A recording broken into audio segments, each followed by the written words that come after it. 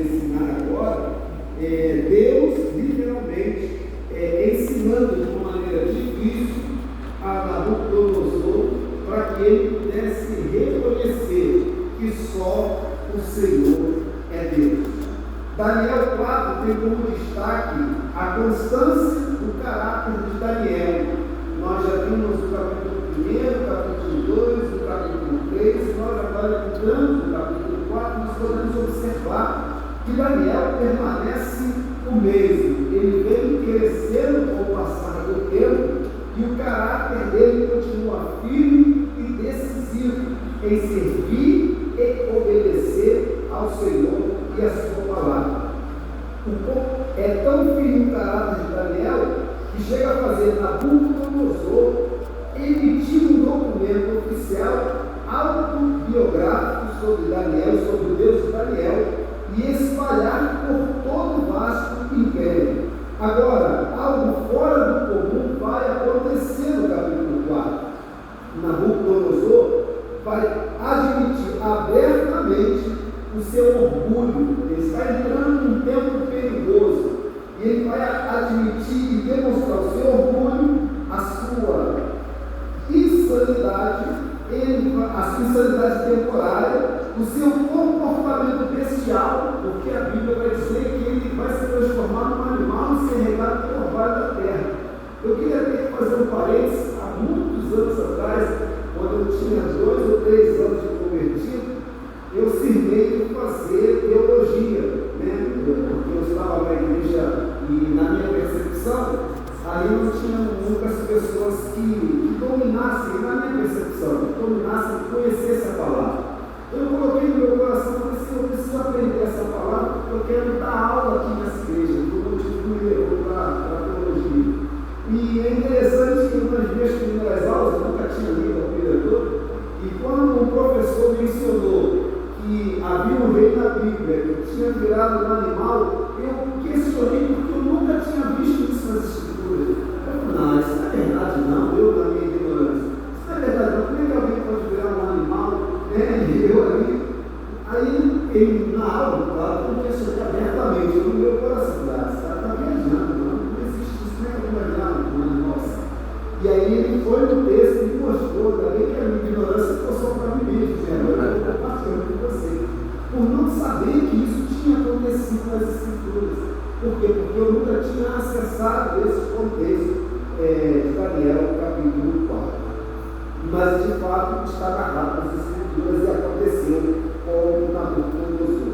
Por quê? Orgulho, insanidade, e depois ele vai ter que dar glória ao Deus de Israel depois da sua recuperação. O rei aprende uma lição importante da maneira difícil. Cabe uma boa aplicação para nós, né? Aqui no texto ele vai aprender uma lição importante da maneira difícil. Existem várias maneiras de aprendermos, né? Existe a maneira mais fácil e existe a maneira mais difícil. Há um provérbio que diz assim: existem 2 maneiras de aprender, ouvindo conselhos ou sentindo dores, né? Tem muitas pessoas que gostam de aprender sentindo dores, mas o sábio ele procura aprender ouvindo conselhos.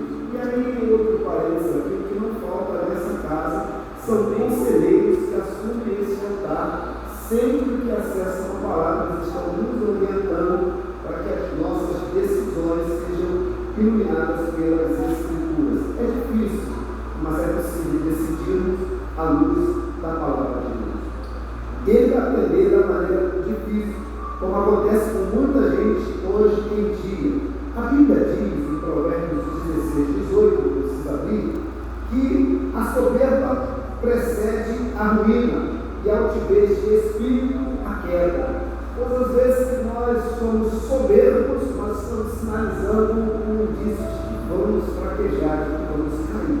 Provérbios diz isso: a soberba procede a ruína e a altivez de espírito a queda. O que temos dentro do contexto, e eu estou falando como se você já tivesse lido no capítulo 4, pelo menos a maioria, porque essa é uma orientação que nós temos dado à igreja.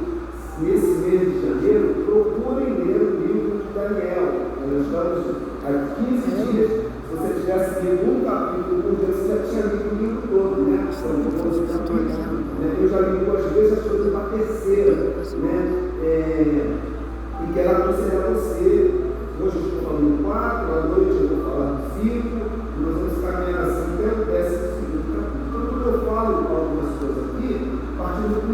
que esse texto, na grande maioria, já está no seu coração.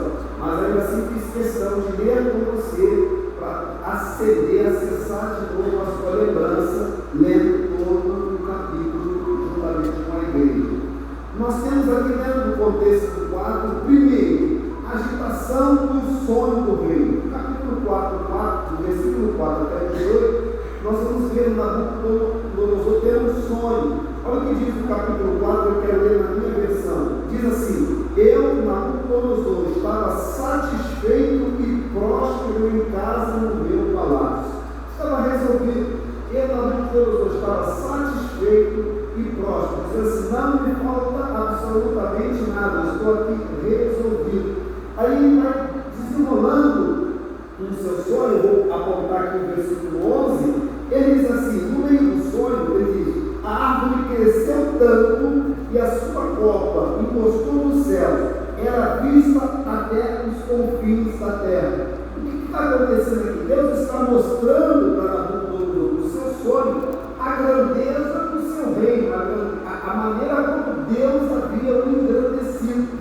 O único problema aqui é que até então ele vai trazer essa glória para ele. Ele vai achar que toda a grandeza que agora ele tem é fruto de mérito dele, da capacidade dele, da condição dele. É isso que o Senhor vai ensinar.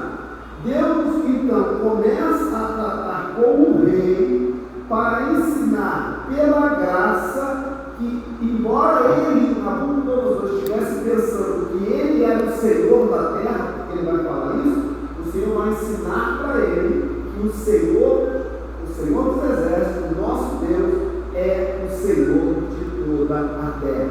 Nós vamos ver Daniel interpretando o sonho e falando diretamente, de maneira a confrontar o rei, para que o rei se humilhasse e se arrependesse dos seus pecados. Você vai ver Daniel batendo firme nele, dizendo: você precisa, ó rei, meu Senhor, com todo respeito, mas você precisa se humilhar e se arrepender dos seus pecados.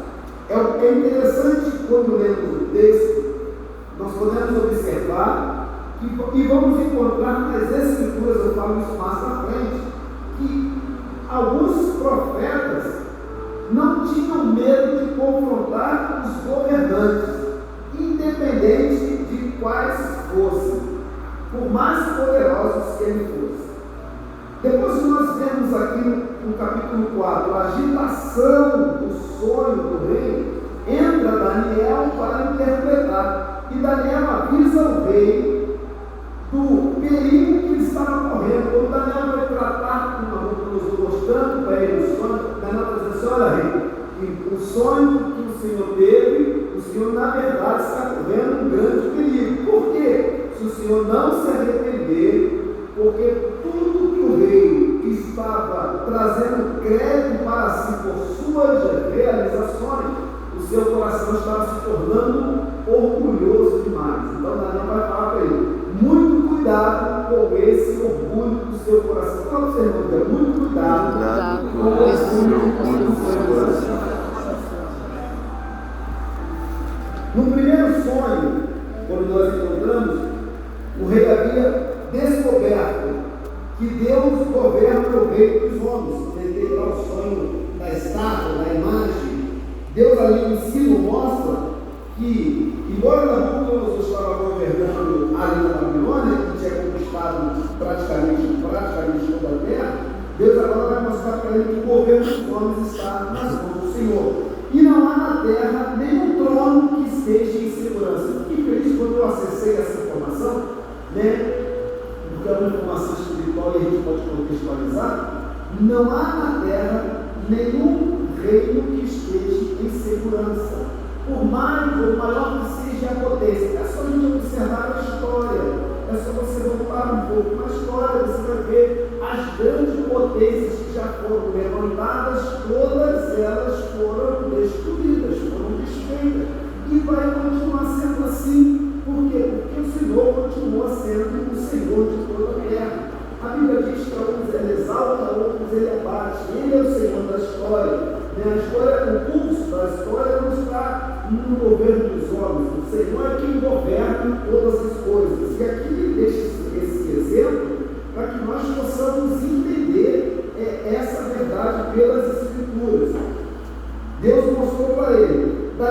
havia dito que o reino de Babilônia chegaria ao fim, quando temos a interpretação lá da estátua, e por final Nabucodonosor é construído como cabeça de ouro, ele escreveu na prata, no bronze, até chegar nos ferros misturados com barro, que é os pés da estátua. Então, assim, isso quer dizer que todos os reis, todas as potências vão ser destruídos. Aí o seu também, embora hoje o seu seja considerado como cabeça de ouro, o seu reino também será destruído. Então Daniel já havia dito isso para eles em outro momento, e disse também que outro reino tomaria o seu lugar. Mas Nabucodonosor não aprendeu sobre o poder e a soberania de Deus, como o episódio na fornalha, porque exatamente por conta da estátua ele joga os jovens na fornalha, e aí ele vê ali a manifestação do Senhor, e ele tem um acesso, eu disse isso, ele tem uma abertura, ele contempla o quarto homem da fornalha,